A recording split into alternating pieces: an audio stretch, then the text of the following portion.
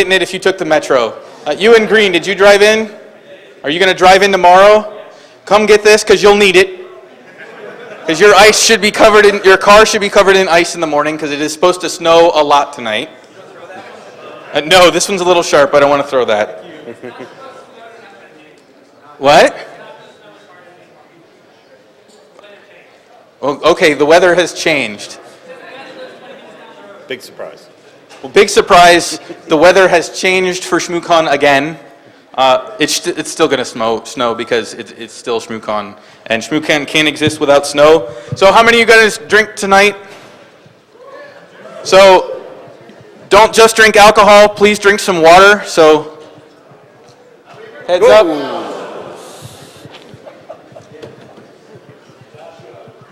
All right, and then the last giveaway that I have, University of Washington put together an amazing game to teach people that know nothing about hacking a lot about what we do. So reverse engineering, the operations. So this is not going to go to somebody that doesn't know what we're doing. It's going to go to somebody that has the most number of kids, something true to my heart. So most number of kids, we'll start with 2. All right, I see somebody with 3. Somebody with more than 3? You in the back. You have 4. What are their ages?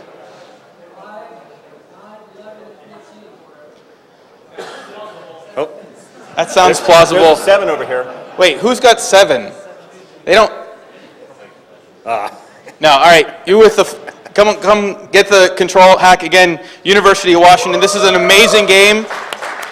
We want to teach the next generation to be hackers just like us. Maybe, hopefully, better than us.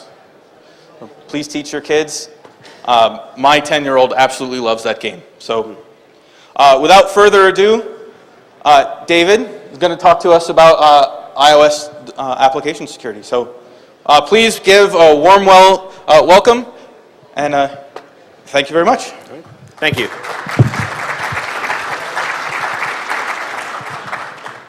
Hello, everybody. I'm David Schutz. You can find me on Twitter as Darth Null. That's the name I kind of use when I hack things.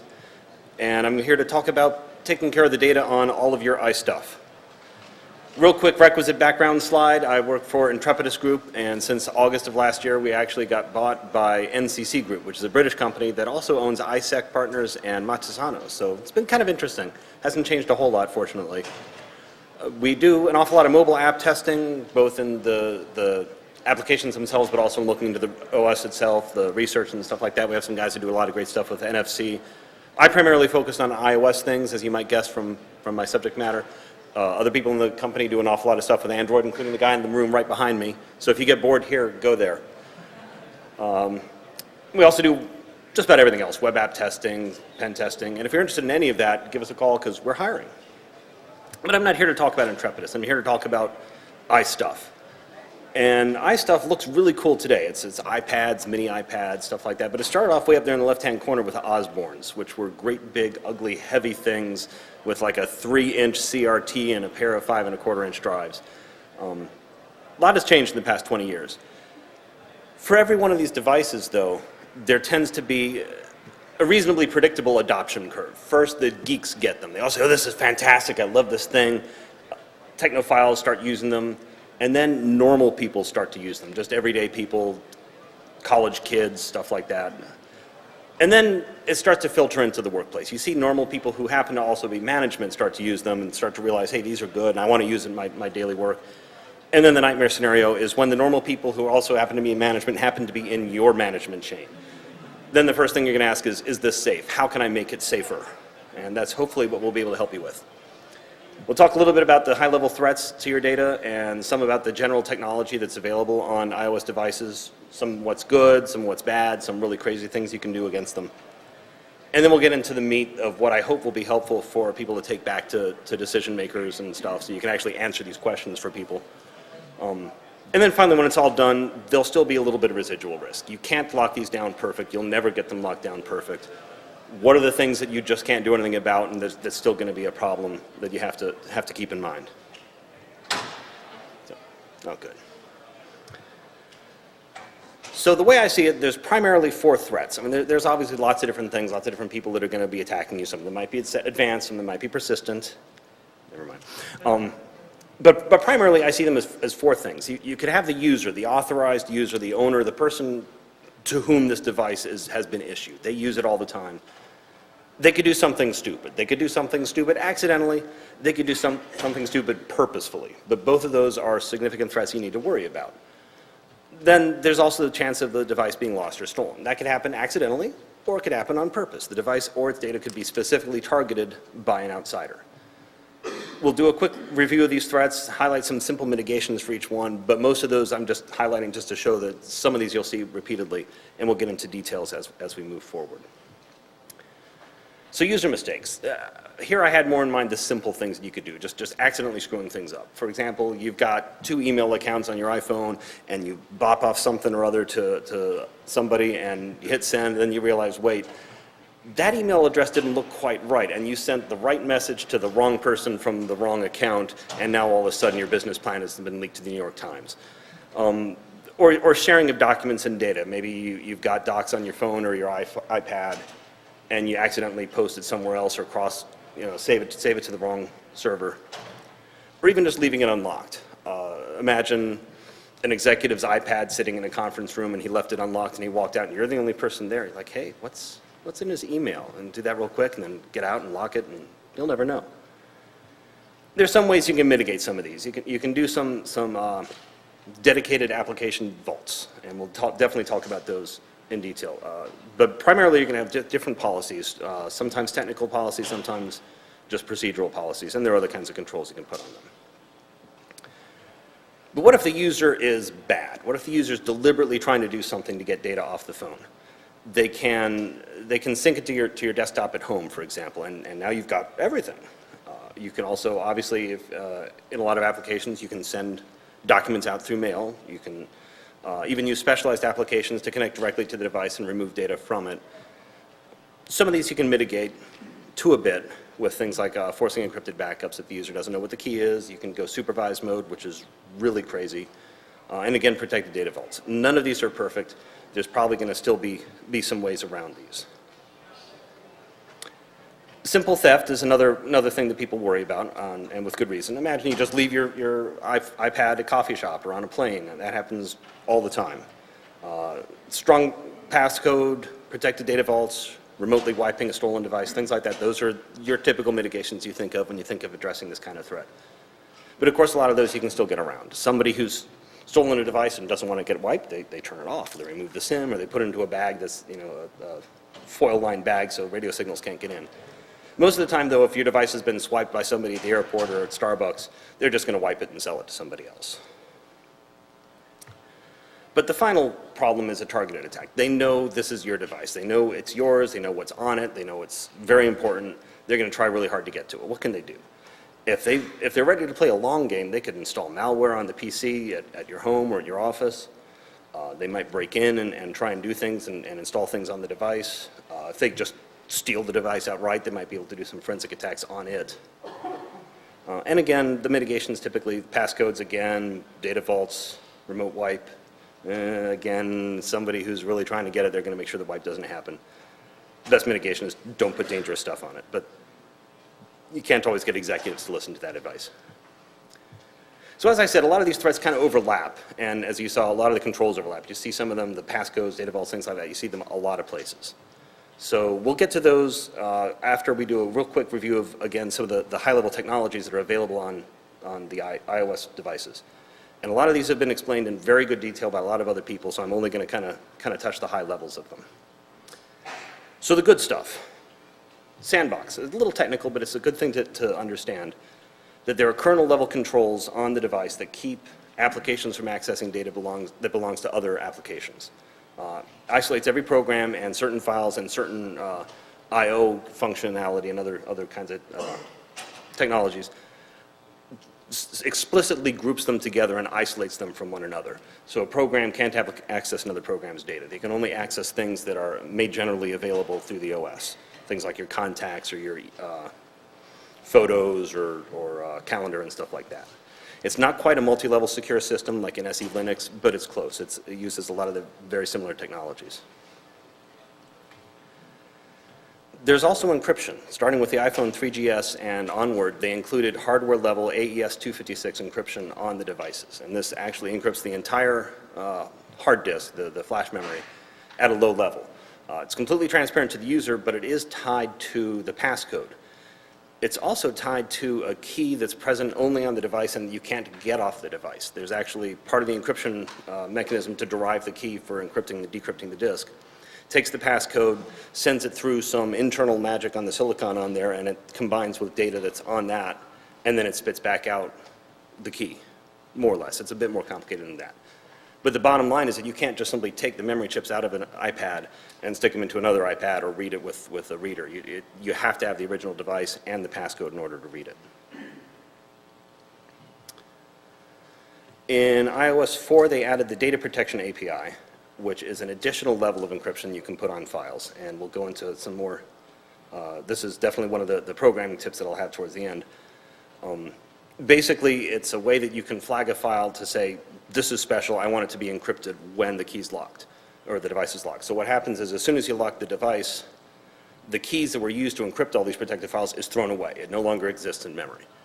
Of course, you're going to have to get those keys back somehow to read them again, so what they do is all those keys are stored in a special key bag, which is itself encrypted, again with the passcode. So you lock it, the keys are gone, you unlock it with your passcode, it finds the key bag, decrypts it, now it can read all these protected files again. It's very secure though, because even on a jailbroken device, you can sit there, in an SSH and you look at a file, look at a file, look at a file, lock it, look at a file, look at a file, oh, disk error. And it actually throws a disk error. You can't read the file once it's locked. There are multiple ways, multiple protections that you can flag. The protection complete basically encrypts it as soon as you lock it. End of story. There's protected unless open, which is a special variant of that uses some public key configuration to actually be able to write encrypted data to the file even when the device is locked. And that's good if you're downloading something long in the background and you have to lock it. There's also protected until unlock, which means as soon as you boot the device, it's locked, but as soon as you unlock it once, it's available. And there are very similar protections to these for entries in the keychain.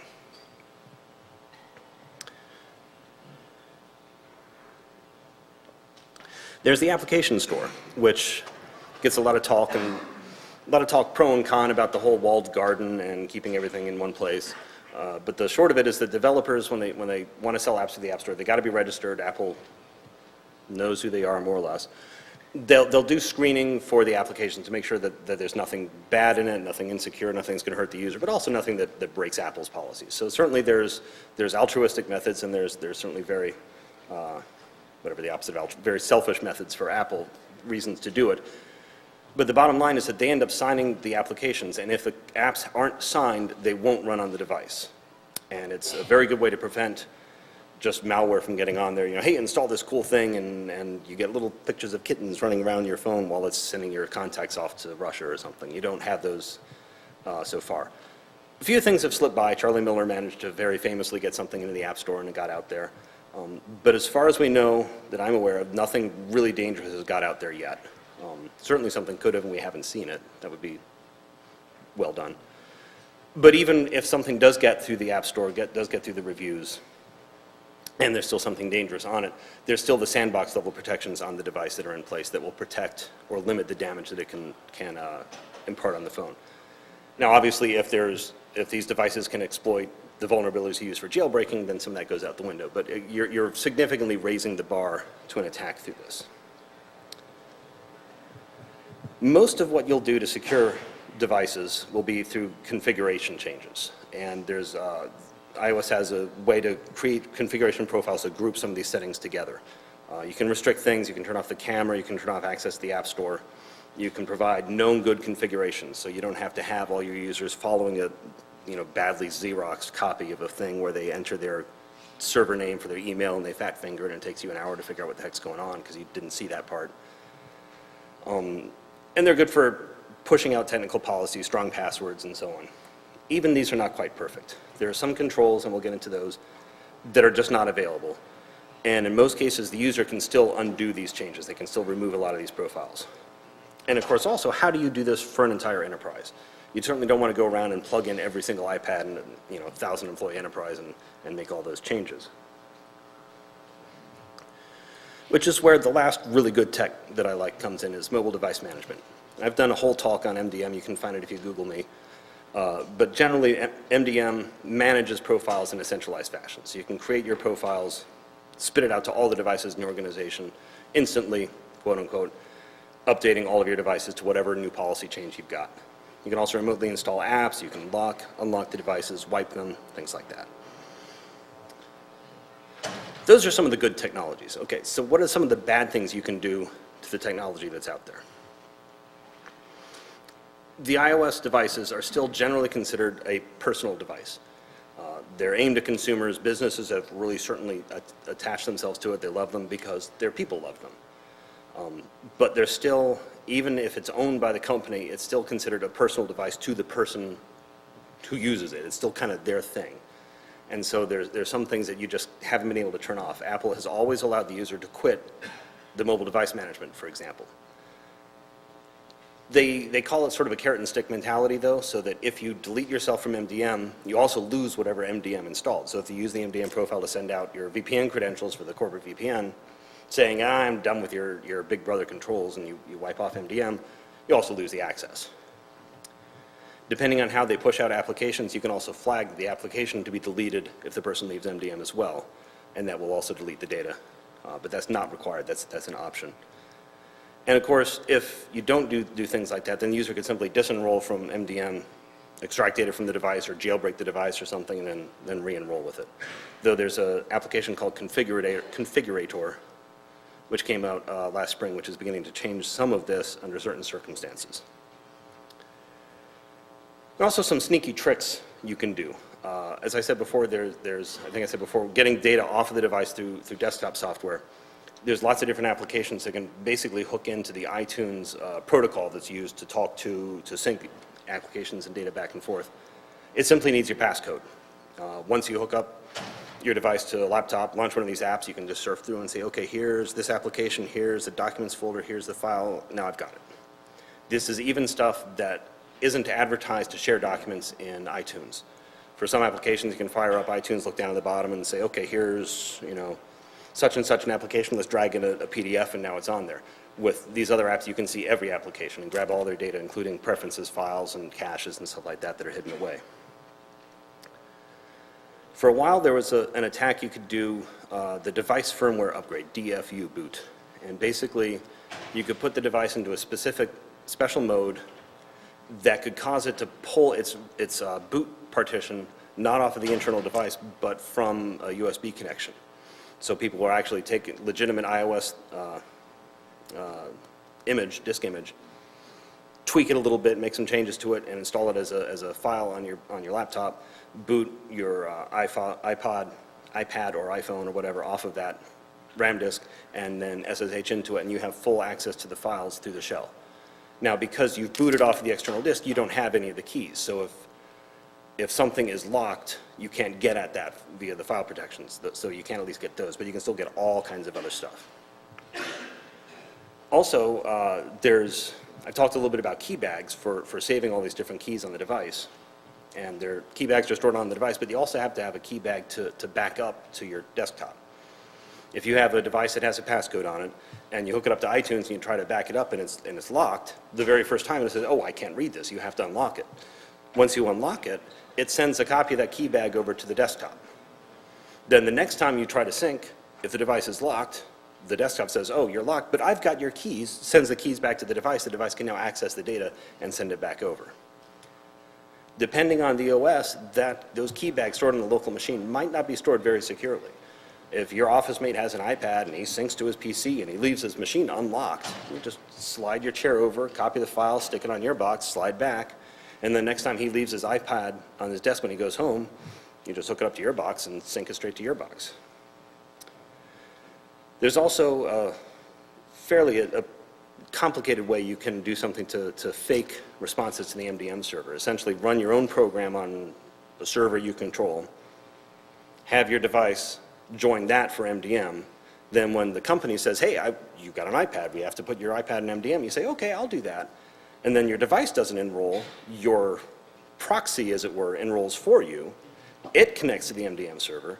but it gives the information that relates to your device. So now when the MDM server sends out messages, it comes to the Apple push notification to your box, to your iPad, which then says, oh, I've got an MDM message, I'll ask the server, which it thinks is you. It asks you, hey, they want to know if you're compliant. You say, oh yeah, and you tell the server, yeah, I'm compliant.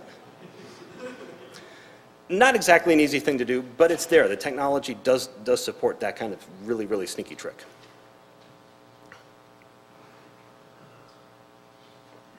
I call that a Potemkin attack. Maybe one of these days it'll catch on.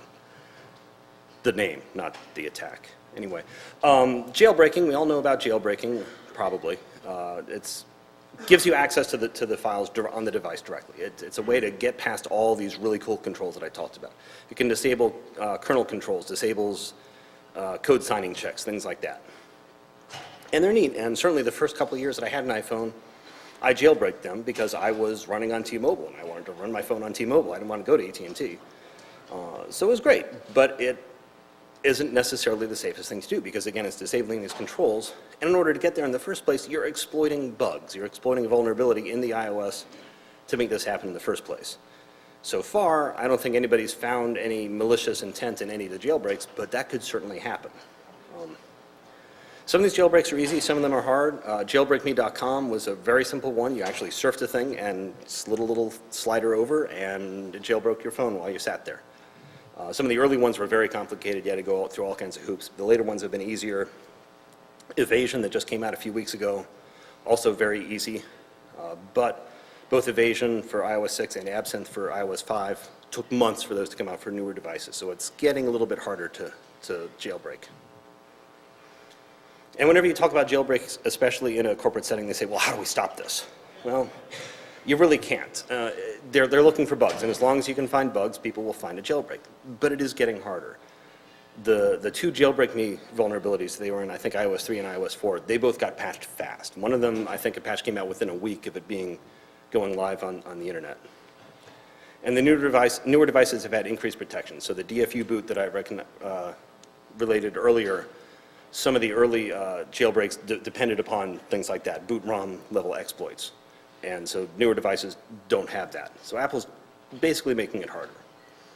The second thing that they'll ask you after saying, can we not, make sure you can't jailbreak, is, okay, well, how do we know if it's been jailbroken? We need an app that'll do that. And you really can't do that either. To detect where the device is jailbroken, you have to say, okay, what's changed? You look for files, try to do things that you're not supposed to be able to do on a normal device, things like that. So you kind of infer whether or not the device has been jailbroken. But there's also software available to spoof those. In Cydia, which is essentially the app store for jailbroken devices, there's actually programs in there that hook into the OS at a low level, and it recognizes a lot of the common tricks that people will use to detect a jailbroken device. And it will, just like I said before with my fake MDM server, it'll say, oh, why no, I'm not jailbroken, whatever do you mean? So detection of it is definitely not 100%. You can't rely on it. And the bottom line is the device is no longer trusted. If the device isn't trusted, how can you trust when you ask it if it's jailbroken? So though some of these jailbreak detections work, a lot of times I tell people it's just not worth looking at. Focus on making your app so secure that even on a jailbroken device it's still safe. That's really what I recommend. There's also ways that data can unintentionally be retained on a device, even when you don't necessarily think it is. For example, for some time they've had a feature where iOS will store a snapshot of what's on the screen when you leave an application. So if you lock the screen or you jump out to a different app, it'll take a picture of what's there and save it off in that app's sandbox. So that when you launch it again, the first thing it does is throw out that image, and then it turns away in the background, actually starting the app, bringing stuff back into memory, et cetera, et cetera. But to the user, it looks like it's launching faster. It gives a more seamless experience. The problem is if you had all your bank balances and account numbers on that screen when you locked it, now they're in that image stored away on the disk. The snapshots are fortunately, they're protected by a passcode, so they use the file protection complete. So as soon as you lock the device, you can't read it. But if the device isn't unlocked, an attacker might be able to get hold of the device. When it's unlocked, they can then see that data and extract it. In fact, even if the app has all the best protections in the world, all kinds of in-app encryption and in-app password controls and stuff like that, if that's still stored on the screen, then they don't have to launch the app, they just get the data. If you're going to hide this data, which you should, you need to make sure you do it right. And this is kind of an example of something I saw in an app I reviewed a while ago. I took a picture from a previous presentation of mine, and I screened it with black. I basically put an image editor, dragged a big rectangle over it, made it black, but I dialed the opacity down from 100% to 95%. It's black. It's darn black. You can't see a thing there. The one that I saw was a little bit better. I could kind of sort of make out things, but not really. So when I was looking at that screenshot, I threw it into Preview app, and I said, well, okay, maybe if I tweak the brightness, tweak the contrast, but what's that button? It's a little button that says Auto Levels. You push that button, and whoop, it all comes right back. You can see it perfectly. And in the case of the app I looked at, I had all kinds of account information, balances, all kinds of things like that, just right there for the taking. They thought they had hit it. They didn't. So if you're going to obscure it with black, or replace it with the logo for your company or something like that. iOS 6 added some additional features that kind of take that screenshot saving to a new level. You can actually save off parts of the UI as UI. It's not just images of fields, but it's the actual field objects stored off, serialized or pickled or whatever term you want to use, but saved off onto the disk so that it can come back up more smoothly and pick up where you left off. You can preserve a lot of things, contents of fields and stuff. The bottom line is you need to be careful when you're doing this to make sure you're not, again, saving off data that's sensitive, that shouldn't be available on the device. So those were sneaky tricks. Those were just the bad. Those weren't the ugly. Here's the ugly things. Passcode brute forcing. For a while, this was definitely a real concern. Again, with the DFU boot, you boot off of that, you shell into the device, and you run a program which can brute force the passcode. On an iPhone 3GS, breaking a 4-digit passcode would take about 20 minutes or so. The interesting thing is on an iPhone 4 and a 4S and a 5 and all the iPads, the 4-digit number takes about 20 minutes because they have a built-in work factor. They at least did the password hash correctly, where on every device, no matter how fast they make the CPUs underneath it, it still takes the same amount of time per passcode attempt. So, okay, let's just take the hashes off the device and crack it on a GPU cluster. That's what everybody does, right? Well, just like the passcode information for breaking or unlocking the device is used for uses hardware level device information to unlock the keys, you need that same hardware level device information to unlock the passcode. So you can't brute force it. You can't remove a hash and put it on a cluster. You have to break it on the device itself. So brute forcing has to happen on the device. But again, fortunately on the newest devices, because they've blocked that RAM disk approach, you can't do this yet. I say yet. Somebody's probably going to figure out a way at some point. There are also some forensic attacks you can do. If you get access to an unlocked device and you may not be able to access the files that are well protected, you might be able to look in other things to get information, like see the Wi-Fi networks that they've detected, so you might know where they've gone around and visited where they've been. GPS locations, web searches, SMS logs. There's also been some research a few years ago where people actually looked through the file system journal and were able to recover either whole or partial encryption keys from the file system journal. So even a file that's been deleted, or even if it's been wiped, they've been able to go through the disk, find these partial keys, find the blocks to which the keys pertain, use the keys to decrypt those blocks, and now they've got the data back. Even though it was encrypted, those keys were lying around. I'm not sure if Apple's addressed that yet or not. This was, like I said, a couple years ago. But I wouldn't be surprised. Ugly attacks like that may still be out there.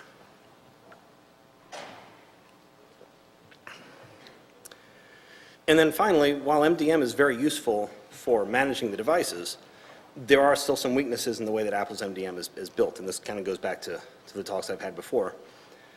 Basically, the messages from the server to the client aren't signed, so if you can inject yourself into that process, you can tell the client to do whatever you want. Under the right circumstances, you can actually get a client to send unlock keys, to send a key bag back to you. So just like there's a key bag that's stored on your PC to do synchronization, there's a key bag that's sent to the MDM server so you can do a remote unlock, so that if your device is locked and you call them up and say, hey, I'm locked out, they can clear it. They've got to copy the key bag. Under the right circumstances, you can convince an unlocked device to send you its key bag, and now you just wait till he locks the device again and walks away, send the unlock command, break into the hotel room, open the device, and you've got all the data. Not an easy attack, but at a technical level for a very advanced adversary, it is theirs and something to be aware of. So how do you protect your data? I've glossed over a lot of controls and management of data. I mentioned data vaults all the time, and I've mentioned a little bit about secure programming. We'll go into some quick details for all these. When somebody asks me, how do I keep my phone safe? Family members, companies, whatever, these are the things that usually jump to my mind.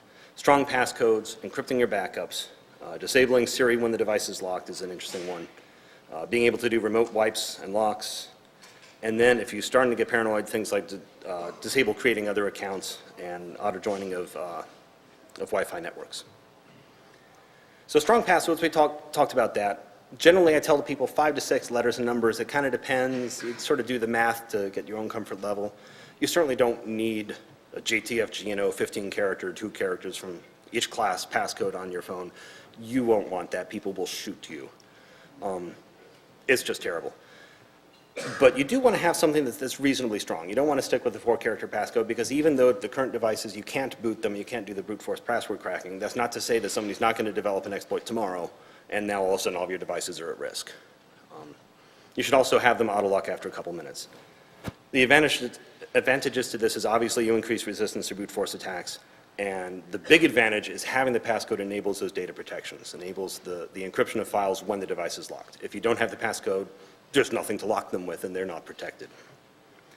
The disadvantages, especially when you talk about complex passcodes, they're a pain in the neck. If you get it to lock immediately as soon as you lock it, then, oh, I gotta look at my mail, okay, oh, I didn't care about that, and lock it, and 2 minutes later it buzzes again, you gotta unlock it again. Real pain in the neck, especially if you've got mixed case and punctuations and things like that. And I should mention that this may be obvious, but I guess I should probably mention that brute forcing at the device itself by just punching in codes, that won't work either, because after, I think, 5 invalid attempts, it puts on a 1-minute delay. The 6th, it adds like a 3-minute delay, then a 5-minute delay, then 15. And I think after the 7th or 8th try, it's an hour between tries. And that even preserves through a power off of the device. So if you get to an hour, you say, ah, damn it, and you turn it off, you turn it back on, you say, I'm going to fool you. Oh, crap, it still won't let me try. So doing it at the device just won't work. When you back the devices up to your PC, you should always have encrypted backups turned on. A couple of reasons for this. If the backup host is compromised, obviously all your data is on that host, so this will make sure that that's safe. The really good advantage of backing up doesn't do so much with the security of the data, but it's more for your information. It saves off your keychain. So the keychain where you can store all your device credentials, Wi-Fi passwords, email passwords, etc., doesn't get backed up to your PC unless encrypted backups are turned on. So turning that on is pretty useful. It also makes extraction of the entire device all at once very difficult because you can't do a backup extraction. It also prevents things like the new evasion jailbreak. That jailbreak works by creating a maliciously crafted backup and restoring that backup to the phone. Well, it can't create that backup because it doesn't have the ability to encrypt the backup because the encryption actually happens on the device. So encrypting your backups will help prevent things like that, at least for now. Disadvantage to this, though, if you forget the password, you can't restore from backup. You're out of luck. You can't even reset the password. It makes you wipe the device and start from scratch. You may still be able to extract also individual files even when it's unlocked, even when you have the encryption turned on. So the things that I said before where you can use applications that use the iTunes protocol to extract data, even when the device is locked and or unlocked, but if it's locked and you've got the keys, you can still extract those individual files. You just can't extract the whole thing at once in a backup. Siri when locked. Siri is a fun little thing. I use it for traffic and sending messages and stuff. You can have that enabled at the lock screen so that you can actually pick up a locked phone, hold down home for a few seconds and say, do this, do that, send a message. You can send SMS messages, iMessage, you can post to Twitter and Facebook, things like that. Not necessarily a good thing. You can potentially leak out some data by figuring out who the various people are in the contacts if you ask specific questions well enough. Disadvantage of turning this off is now you have to unlock to do any of those things, which could hamper hands-free use in a car, just general convenience. A lot of these things, the disadvantage is loss of user convenience. So you're kind of balancing one against the other. Remote controls. Having some kind of remote wipe capability, I think, is a very important thing to have for the devices you're responsible for. You can do that through things like Find My iPhone or through MDM, but MDM is limited to just wiping and locking. Some advantages to this is there's a lost device, you can send a message to it through Find My iPhone. You can geolocate, again, through findmyiphone.mdm, so you can figure out where the device is. You can also remotely lock it, you can wipe it. Disadvantages here, primarily, the wipe message is guaranteed, and it's not acknowledged. So you send the message, you send the request, it says, okay, I sent it, and then you kind of cross your fingers and hope it worked. Because if it doesn't go through, it doesn't try again, or it certainly doesn't try terribly long. And if it does go through, the device can't wipe itself and then say, okay, I'm done, because once it's wiped, it's rebooted, and it doesn't know it was just wiped. It wakes up with amnesia. And of course, what I said before is that the thief can obviously just remove SIMs, put it in a shielded bag, et cetera. And of course, the other disadvantage is once you've wiped it, to protect the data that's on it, you can't still ping it to figure out where it is and see if you can at least recover the hardware. Once you wipe it, you're washing your hands of it and it's gone. There's a feature that showed up, I believe this was in iOS 5, you have the ability to restrict creation of different accounts on the device. Remember, one of the simple user mistakes that you can make is accidentally sending something out to the wrong email. This is useful to help reduce the possibility of that mistake. So the advantage is the user can't deliberately add their own exfiltration methods. They can't add Gmail, they can't add Hotmail, they can't do things like that. It gives you an additional control over the inbound and outbound flow. Disadvantages, again, reduction of the usefulness of the device. Now, users, okay, it's secure. You can't use your email, but I can't use my email. So it's again, the balancing act. And it only applies to the built-in application. So if you've got a third-party application, you can turn off Twitter that's embedded in the iOS, but you can't disable somebody from installing the Twitter app and using Twitter through there unless you disable installing apps altogether. Auto-joining Wi-Fi networks is an interesting one. The Wi-Fi keys that are stored in the keychain are locked until you unlock. So that's one of those data protection methods that I talked about before. When you do a fresh boot, you can't access those keys. A network that doesn't have Wi-Fi protection, a Wi-Fi password on it, doesn't need those. So if the device boots up and it sees a known network in range that doesn't require a password, it'll just go ahead and attach to it. This is important for things like I was describing the evil maid attack. That requires Wi-Fi connectivity. And if you can't reboot the device to start the attack and then immediately connect to a Wi-Fi, you can't do anything. ATT Wi-Fi is a good example. Most iOS devices automatically connect to that. I actually set up an access point in my office once, called it ATT Wi-Fi, and I had probably a dozen devices connected to it within an hour. Didn't do anything with it, though sometimes I think it'd be fun to put in the little image flipper or something.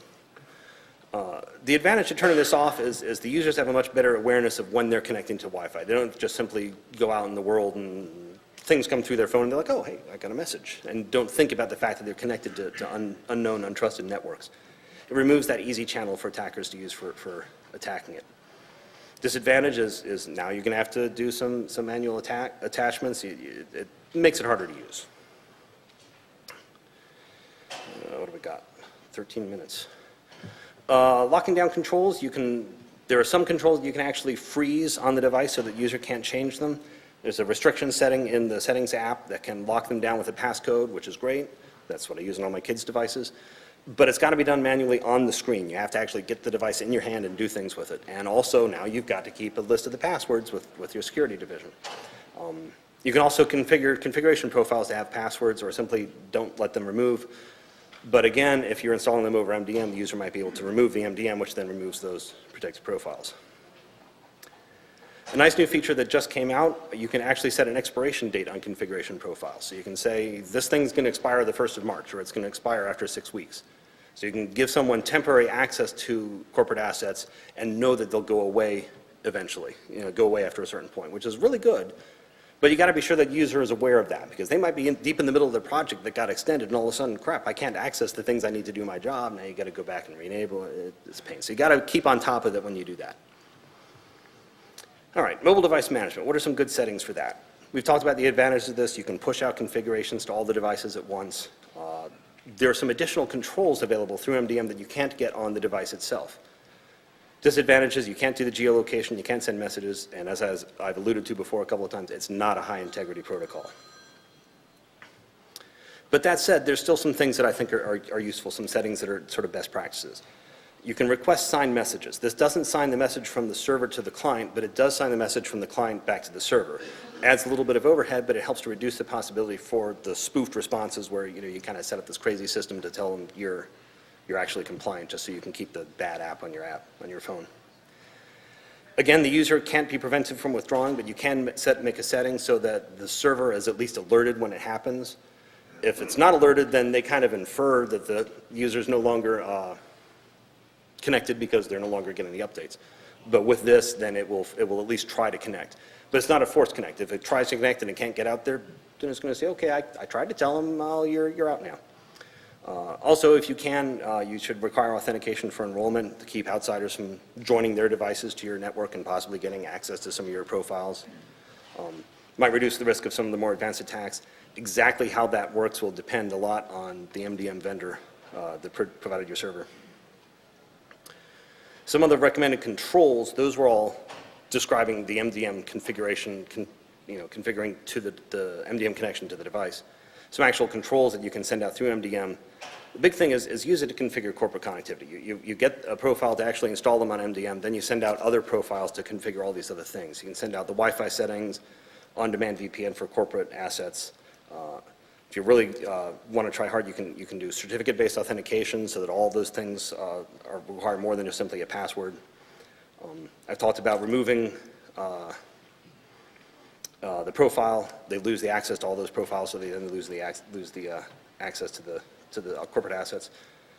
You can also do things like prevent the user from accepting an untrusted TLS, so they won't get the little panel that says accept or ignore. You can disable the photo stream, iCloud, you can force encrypted backups.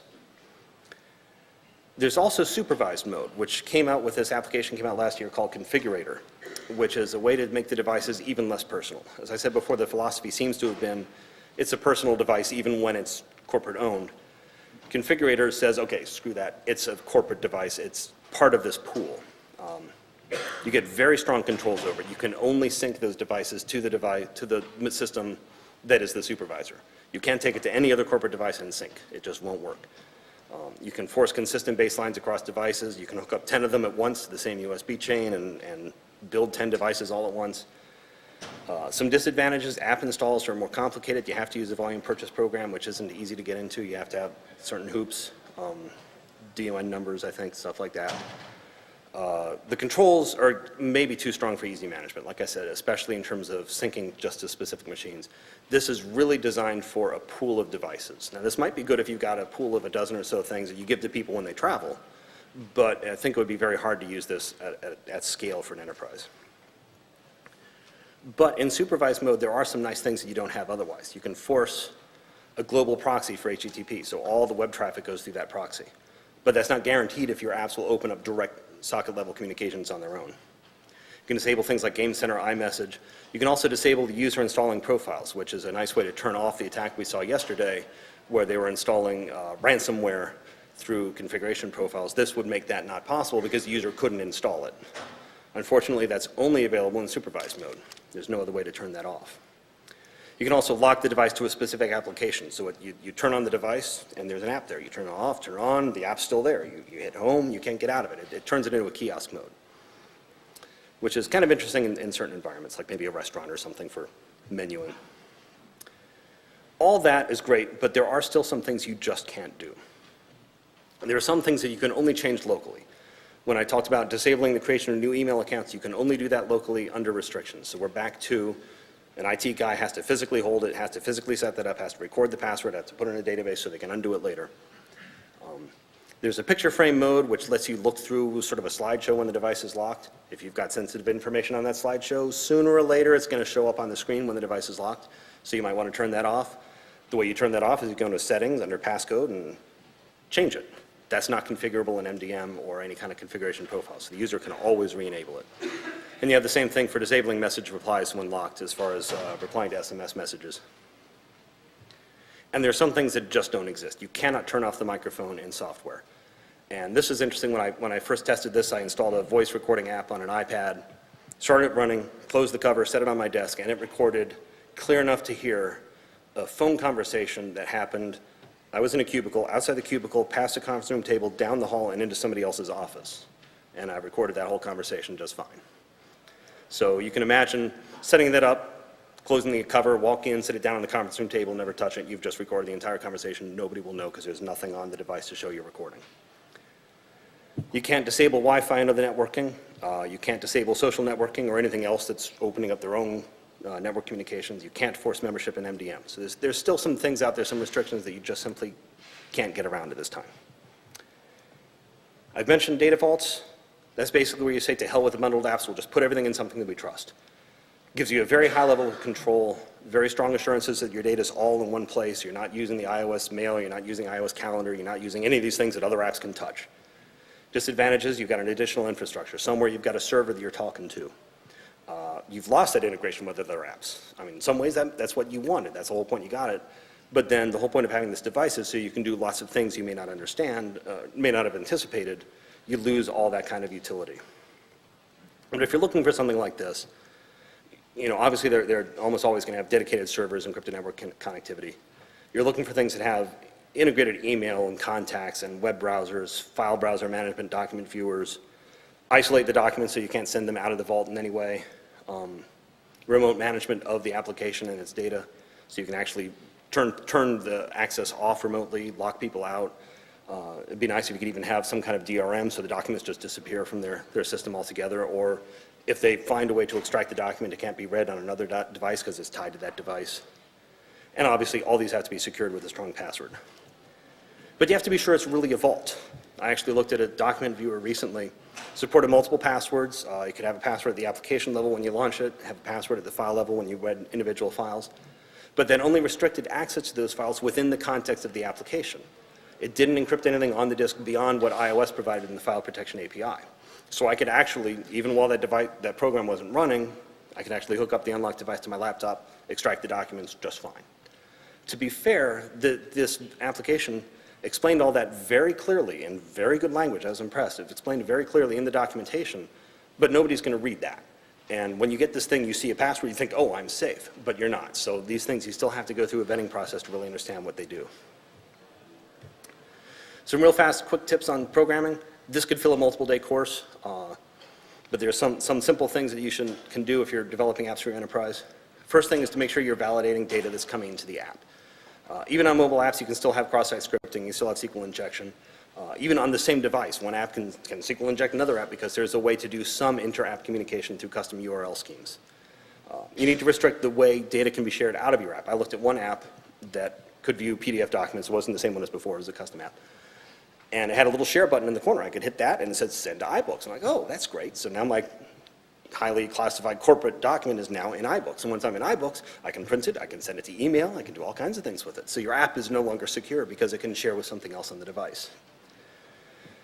Also look at secure SSL use, rejecting bad certificates, validate the cert chain. Consider using certificate pinning. If you're writing a mobile device and you own the device, the application on the device, you own the server, you own everything in between. Why don't you pin your certs to that thing? If you own both ends of the channel, make sure it's as secure as you can possibly make it.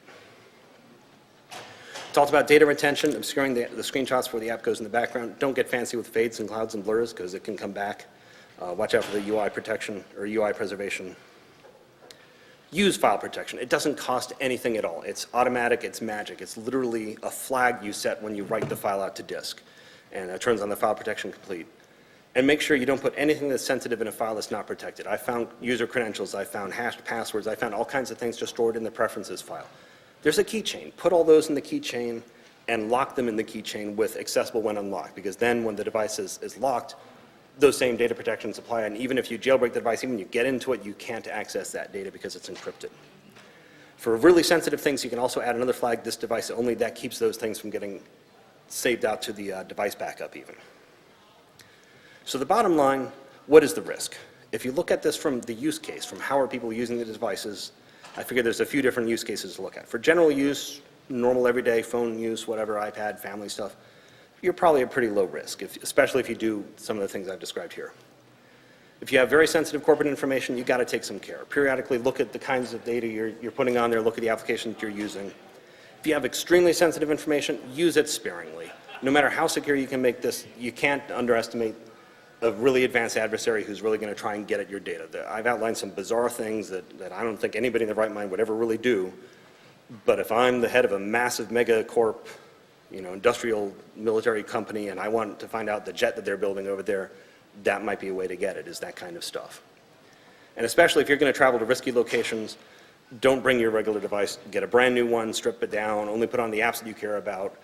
If you absolutely need email, have an email set up on a different server that only has the stuff people forward you special email just for your trip, stuff like that. Execs don't like that. They won't listen to you, but at least you will have tried. Never mind.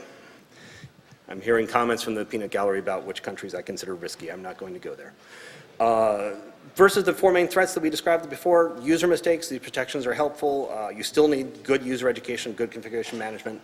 Deliberate attacks from the unauthorized user, you're still going to get it. Third-party systems, the silos will help, but even then the user still knows the password. If they really, really want to get at this, they can jailbreak the device, they can disassemble the program, they can understand how it works, they can figure out how to take their password, apply it to the programs that are secured in there, and extract the data. In casual crime, lost at a coffee shop, you're fine. Like I said, they're probably just going to wipe it. But really advanced attackers, there's still some risk. Attacks are getting more difficult, but it's there. So predicting the future, I don't think it's a stretch to say jailbreaking is going to keep getting harder. The vulnerabilities will get more difficult. It's hard to assess what's out there in the App Store because you don't know. That's constantly changing. That's probably the biggest unknown is the App Store. But I still think the biggest real danger is the device users, making sure that they can't extract data. So you want to look at applications, look at things that protect the data even from your own people. That's the biggest thing there, especially when you talk about deliberate exfiltration. And I've got a couple of slides of references, but you can get those once it's been posted. So, any questions? I think we're running out of time. Oh, yes. On the couple of slides ago, you commented advanced attackers, it's getting more difficult. How would the risk, the current level of risk, compare to a reasonably well secure laptop running a popular? It's interesting. The question is actually interesting because I had thought of that question myself a while ago. How does the risk level on a mobile device like an iOS device compared to a comparable modern laptop? And in some ways, I think it's probably more secure because laptops, there's a lot more things you can do. You can extract the drives. You can try and boot them off of different things. You can boot off a USB stick more readily. Just at the boot level attacks, a lot of those have gone away for the iOS devices. They're still certainly present in desktops now or laptops. Now, obviously, you can do full disk encryption and things like that, but again, you've got these evil maid kinds of attacks that can maybe get through those. So again, if you're talking advanced level, it's harder. Much larger quantity of applications and data on laptops. It's a tough question, but I feel more comfortable with the limited capabilities of mobile devices with data on those. I feel more comfortable with those than I do with putting very sensitive information on laptops. But obviously, in both cases, you have to be careful. I'm about to get kicked off. Any other quick questions? All right. Thank you very much.